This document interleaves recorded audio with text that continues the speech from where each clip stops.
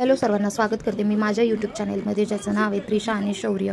तर कसे आहात तुम्ही सगळे? आय होप मजेतच असणार तुम्ही।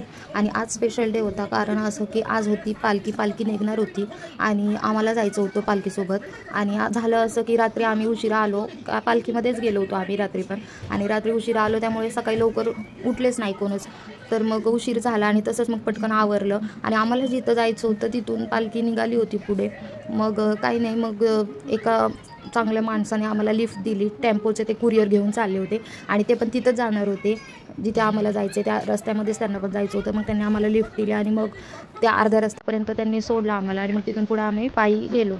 भेटले आम्हाला पालखी पुढे।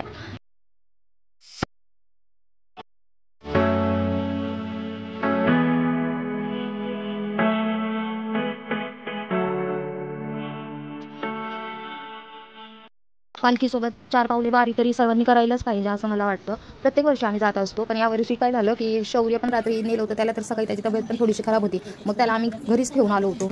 तर मग मी पण जास्त काही लांब जाऊ नाही शकले, थोडं मी हडपसरच्या पुढेच गेले आणि मग तिथून त्रिशा आणि मी परत आलो आम्ही दोघी, कारण की शौर्याला घरी सोडून आम्ही आलो होतो।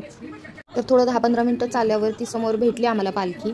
वाटलं नव्हतं भेटेल म्हणून, पण भेटली, कारण की त्या व्यक्तीने आम्हाला मदत केली। आम्हाला त्यांनी अर्ध्या रस्त्यापर्यंत सोडवलं गाडीमध्ये, आणि आज गाडी पण बंद सगळ्यात, फक्त ते कुरिअर वगैरे त्याच लोकांना जाऊन देत होते। आणि त्यांनी आम्हाला देवासारखे भेटले आणि त्यांनी आम्हाला लिफ्ट दिली, म्हणून आम्ही पोहोचलो, नाही तर आज आमचं झालंच नसतं जाणं।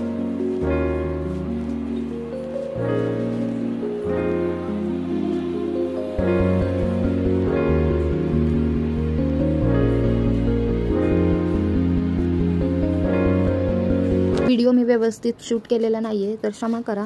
आणि इथून पुढे मी प्रयत्न करेन व्यवस्थित व्हिडिओ शूट करण्याचा आणि तुमच्यापर्यंत पोहोचवण्याचा। तर समजून घ्या सर्वांनी, कारण की तुम्ही पण आता माझी यूट्यूब फॅमिलीच झालेले आहात। आणि इथं ते काही माझ्या व्हिडिओमध्ये येत नव्हते, पुढेच पळत होते आणि मला पण म्हणत होते नको काढू, लोकांमध्ये कशाला काढते। तर असो, थोडा का होईना मी व्हिडिओ शूट करत होते। आणि माझं असं की एन टायमाला मला चालवत नाही थोडं पण पालखी असो किंवा गणपती असो, कुठून एनर्जी येते काय माहिती, थकतच नाही आपण, मीच नाही कोणी पण तिथं आलेला जो वारी करणारा माणूस तो थकतच नाही पालखीमध्ये।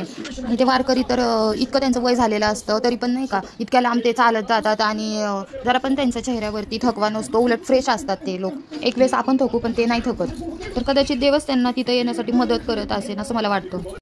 तर तुम्हाला माझा व्लॉग कसा वाटला मला सांगा, आणि माझ्या व्हिडिओमध्ये काय काय चुकतंय ते मला कमेंटमध्ये सांगा, ते मी सुधारेन माझी चूक।